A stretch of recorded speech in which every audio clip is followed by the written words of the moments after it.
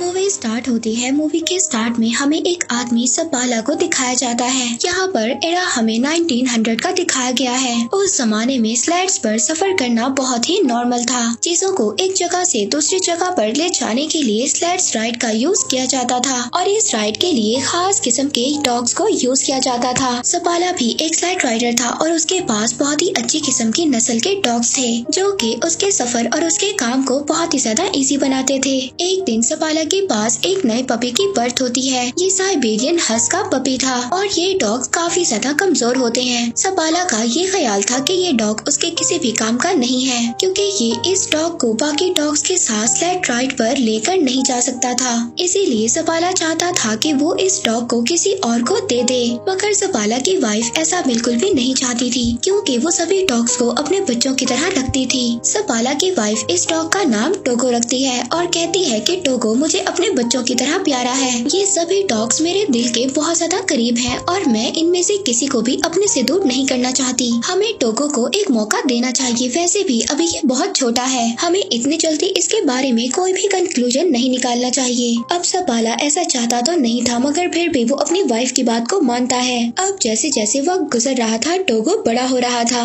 लेकिन टोगो काफी ज्यादा शैतान था और उसने सपाला के नाक में दम कर रखा था। सपाला की वाइफ हमेशा सपाला से यही कहती थी कि वो टोगो को अपने साथ स्लेड राइड पर लेकर जाए, मगर सपाला अपनी वाइफ से यही कहता है कि टोगो अभी बहुत ज्यादा वीक है और ये स्लेड राइड पर सरवाइव नहीं कर सकता। सपाला अब एक दिन टोगो को अपने फ्रेंड को दे आता है, मगर सपाला की वाइफ ये जानता शैतान है, उसको कोई भी नहीं रख सकता और अब होता भी ऐसे ही है। अगले दिन सपाला का फ्रेंड टोगो को वापस ले आता है और कहता है कि ये तुम्हारा डॉग बहुत ज्यादा शैतान है और इसे मैं अपने साथ नहीं रख सकता। और इस बात पर सपाला की वाइफ बहुत ज्यादा मुस्कुराती है क्योंकि टोगो वाकई ही शरारती था। सपाला जब भी अपने बाकी डॉग्स को राइड पर लेकर जाता था तो टोगो उसके पीछे आता था। हालांकि सपाला टोगो को फेंस के पीछे बांध दिया करता था, मगर फिर भी वो जमीन को खोदकर वहाँ से भाग जाता है और सीधा सपाला के पीछे जाता है। अब टोगो के आने से वो बाकी डॉग्स के साथ मस्ती करता है, जिस वजह से सपाला की प्रैक्टिस खराब हो जाती है जो वो अपने डॉग्स के साथ कर रहा था।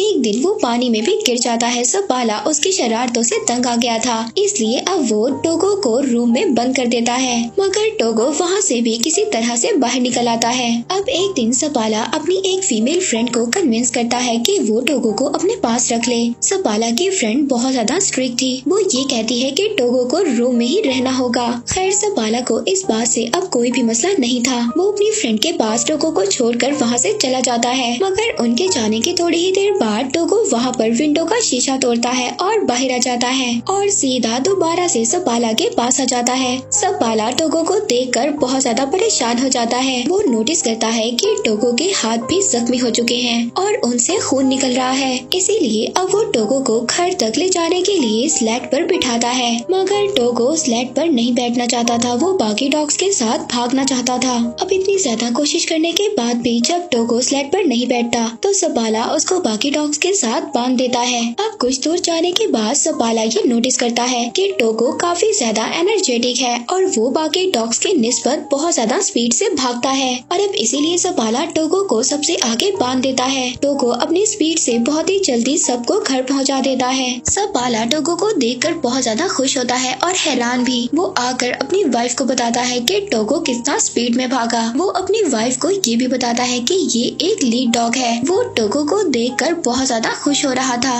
सपाला की वाइफ भी टोगो को देखकर बहुत ज्यादा खुश होती है। इसके बाद सपाला अपने शहर में टोगो की मदद से बहुत ज्यादा स्लेड रेसेस जीत जाता है और आहिस्ता आहिस्ता सपाला और टोगो बहुत ज्यादा फेमस हो जाते हैं। वक्त इसी तरह गुजरता रहता है और अब 12 साल हो चुके थे। हम देखते हैं कि टोगो अब काफी ज्यादा बूढ़ा हो गया था। एक दिन अपने सफर से वापस अपने शहर में आता है तो उसको ये बात पता चलती है कि शहर में एक बीमारी फैल चुकी है। उस बीमारी का नाम था डिप्थीरिया और वो बच्चों पर बहुत ज्यादा इफेक्ट हो रही थी। इस बीमारी से बच्चों की जान भी जा रही थी और सब लोग बहुत ज्यादा परेशान थे।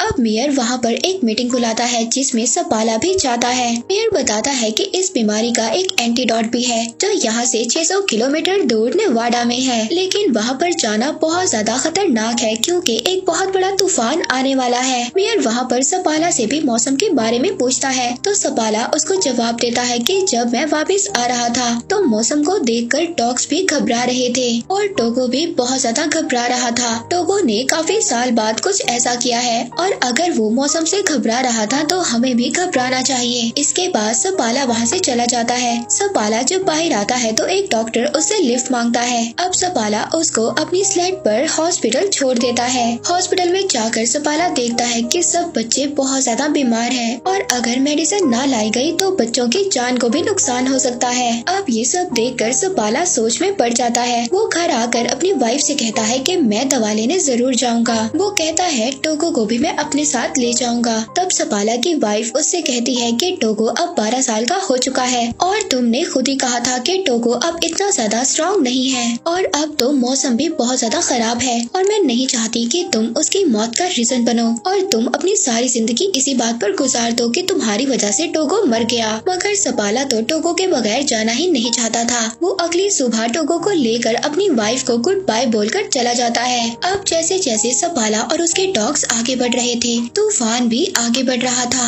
और हवा इतनी ज्यादा तेज थी सपाला को कुछ भी नजर नहीं आ रहा था। टोगो सबसे आगे था और सपाला अपने डॉग्स को आगे बढ़ने के लिए बोल रहा होता है क्योंकि इन्हें नेवाडा से मेडिसिन लेकर बहुत जल्दी वापस आना था। सपाला अपने डॉग्स के साथ बहुत ही गहरी ढलवान पर होता है। तभी टोगो वहाँ पर रुक जाता है लेकिन सपाला को कुछ भी समझ नहीं आ रहा था। सपाला जब आगे देखता है तो एक बहुत ही बड़ी खाई होती है। टोगो ने इस भयानक तूफान में भी उस गहरी खाई को देख लिया था और इसीलिए वो रुक गया था जिसकी वजह से सपाला और उसके बाकी डॉग्स की जान बच गई थी। तभी सपाला देखता है कि टोगो के पाँव में बहुत गहरी चोट लगी थी और उससे खून भी आ रहा था। अब पूरा दिन सफर करने के बाद सपाला और उसके बाकी डॉग्स एक आउटपोस्ट पर पहुँचते हैं। उस आउटपोस्ट पर एक लेडी डॉक्टर होती है। वो सपाला को बताती है कि टोगो अब 12 साल का हो चुका है और ये काफी ज्यादा वीक हो चुका है और इतना बड़ा सफर टोगो के लिए अच्छा नहीं है। मगर फिर भी अगले दिन सपाला और उसका लीडिंग डॉग टोगो आगे बढ़ते हैं। वहीं पर दूसरी तरफ हॉस्पिटल में बच्चों की हालत बहुत ज्यादा खराब हो रही थी। इधर सपाला अपने डॉग्स के साथ आगे बढ़ रहा था। वो शॉर्टकट्स ले रहा था ताकि वो जल्दी से अपने पॉइंट पर पहुंच सके। अब जब वो आगे देखता है तो आगे एक बहुत ही खतरनाक जमी हुई झील थी और दूसरी तरफ से खतरनाक तूफान भी उनकी तरफ बढ़ रहा था। मगर सपाला यहाँ पर डरता नहीं है। वो अपने डॉग से कहता है कि आगे बढ़ो इस बर्फीली झील से जो उनके कदमों से भी हिल रही थी। सपाला के डॉग्स बहुत तेजी से आगे बढ़ रहे थे और वो किसी तरह उस झील को पार कर लेते हैं। अब पूरा दिन सफर करने के बाद ये लोग एक और चेक पोस्ट पर पहुँचते हैं और वहाँ पर पहुँचकर आराम करते हैं। दूसरी तरफ हम देखते हैं कि सपाला की वाइफ मेयर के पास जाती है। वो बताती है कि नेवाडा से मेडिकेशन को भेज दिया गया है और वो रास्ते में ही सपाला को मिल जाएंगी। मगर सपाला तो शॉर्टकट से आगे बढ़ रहा है और अगर वो मेडिकेशन उसको ना मिली तो उसका सफर और भी ज्यादा बड़ा हो जाएगा। वहीं पर दूसरी तरफ हम सपाला को देखते हैं जो पूरा दिन सफर करने के बाद एक और चेक पोस्ट पर पहुंचता है। टोगो की हालत बहुत ज्यादा खराब हो गई थी। टोगो फिर भी आगे बढ़ना चाहता है। वो रुकना नहीं चाहता। वो लीड करना चाहता है और अब ऐसा ही होता है। सपाला अपने शॉर्टकट से जा रहा था और अगर उसको वो आदमी ना मिला जो नेवाडा से मेडिकेशन ला रहा था तो सपाला के लिए उसका सफर और भी ज्यादा मुश्किल हो जाएगा। अब सपाला यहाँ पर बहुत ज्यादा थक गया था। उसकी आंखें बंद हो रही थी मगर उसके डॉग्स बिजली की तरह आगे बढ़ रहे थे। हम देखते हैं एक आदमी है जो नेवाडा से आया था। उसके पास ही दवा थी। वो आदमी रुकता है मगर सपाला अपने डॉग्स के साथ आगे बढ़ रहा था। वो आदमी उसको आवाज भी देता है लेकिन सपाला अपनी हिम्मत होशी में होता है। यहाँ पर बहुत तेज हवा भी चल रही थी जिसकी वजह से सपाला उस आदमी की आवाज को नहीं सुन पाता। मगर टोगो ने यहाँ पर कुछ तो सुन लिया था। उस आदमी को ऐसा लग रहा था कि सपाला ने उसकी कोई भी बात नहीं सुनी और वो ऐसे ही आगे चला गया। मगर तभी वो आदमी देखता है कि सपाला वापस आ रहा था क्योंकि टोगो वहाँ जहाँ पर रुक गया था और अब सपाला के पास वो दवा थी जिसकी वजह से वो इतनी ज्यादा दूर आया था। अब वो दोनों आगे जाकर एक चेक पोस्ट पर रुकते हैं। सपाला का दोस्त उससे कहता है कि टोगो को यहीं पर छोड़ दो। मैंने ऐसे इन खतरनाक तूफान में अपने बहुत ज्यादा डॉग्स को खोया है और मैं ये नहीं चाहता कि तुम भी अपने इतने प्यारे डॉग टोगो को खो दो। लेकिन सपाला इस बात से मना कर देता है। वो कहता है कि टोगो मेरा लीड डॉग है और मैं इसके बगैर सफर नहीं कर सकता। और दोबारा से सपाला अपने डॉग्स के साथ सफर शुरू कर देता है। दोबारा से उनके सामने वही झील आती है जिस झील को सपाला ने अपने डॉग्स के साथ कल पार किया था और अब वो झील हिल रही थी। मगर ये लोग अगर इस झील पर से ना गए तो इनका सफर एक और दिन बढ़ जाएगा। सपाला अब ये फैसला करता है कि वो इसी रास्ते से आगे बढ़ेंगे। वो अपने डॉग टोगो को कहता है कि आगे बढ़ो। उसके सारे डॉग्स बहुत ही तेजी से उस झील को पार करने लगते हैं और अब उस झील में से पानी निकलना भी स्टार्ट हो जाता है। अगर ये लोग इसी झील में डूब गए तो सबके सब मर जाएंगे। मगर यहाँ पर टोगो और बाकी डॉग्स के स्पीड की वजह से वो लोग किसी न किसी तरह किनारे पर पहुँच जाते हैं। मगर जिस टुकड़े से ये डॉग्स आगे बढ़ने वाले थे तभी वो टुकड़ा हिलता है और किनारे से अलग हो जाता है। अब सपाला टोगो को उठाकर उस किनारे पर फेंक देता है और कहता है कि इस बर्फ के टुकड़े को खींचो। टोगो यहाँ पर बहुत ज्यादा जख्मी था मगर वो जख्मी होने के बावजूद भी अपना पूरा जोर लगाता है और सभी को किनारे पर ले आता है। अब ये लोग सबके सब उस जमी हुई झील से बाहर आ जाते हैं जहाँ पर ये सब लोग फंस गए थे। अब सपाला अपने डॉग्स को किसी न किसी तरह बचाकर एक चेक पोस्ट पर ले आता है जहाँ पर वही लेडी डॉक्टर भी थी। वो लेडी डॉक्टर जब टोगो को देखती है तो उसकी आंखों में आंसू आ जाते हैं। वो सपाला से कहती है कि तुम्हारा डॉग मर रहा है, इसकी हालत बहुत ज्यादा खराब है। वो यहाँ पर सपाला को भी उदास कर देती है क्योंकि टोगो सपाला को बहुत ज्यादा प्यारा था। अब सपाला रात गुजारने के बाद जब अगले दिन अपना सफर शुरू करता है तो वो टोगो को आगे नहीं बांधता बल्कि पीछे बांध देता है क्योंकि वो बहुत ज्यादा बीमार था और सफर भी नहीं कर सकता था। मगर फिर भी टोगो अपनी पोजीशन पर खड़ा हो जाता है। सपाला ये समझ जाता है कि टोगो अभी रेस्ट नहीं करना चाहता और वो अपनी जगह पर खड़ा होना चाहता है और ये अपना सफर खत्म करना चाहता है। वो टोगो को आगे बांध देता है जिसके बाद वो लोग अपना सफर शुरू करते हैं। आखिरकार कुछ घंटों के बाद तूफान इतना ज्यादा खतरनाक हो जाता है कि सपाला को कुछ भी नजर नहीं आ रहा था और न ही सपाला को रास्ता नजर आ रहा था। वो टोगो के पास जाता है और कहता है कि मुझे तो रास्ता नजर नहीं आ रहा, तुम्हें ही अब हमें रास्ता दिखाना होगा और नेक्स्ट पोस्ट तक जाना होगा। सपाला यहाँ पर अपने पूरे चेहरे को ढांप देता है जिसके बाद टोगो अब इनको आगे लेकर जाता है। मगर कुछ दूर जाने के बाद टोगो भी अब थक गया था। वो थक कर वहीं पर बैठ जाता है। अब सपाला उठकर टोगो के पास जाता है। वो टोगो से कहता है कि तुम्हें उठना होगा और हमें ये मेडिसिन लेकर जाना होगा और अगर हम आगे अपनी मंजिल तक ना बढ़े तो हम यहीं पर मारे जाएंगे। मगर टोगो उसकी बात का कोई भी रिस्पॉन्स नहीं कर रहा था।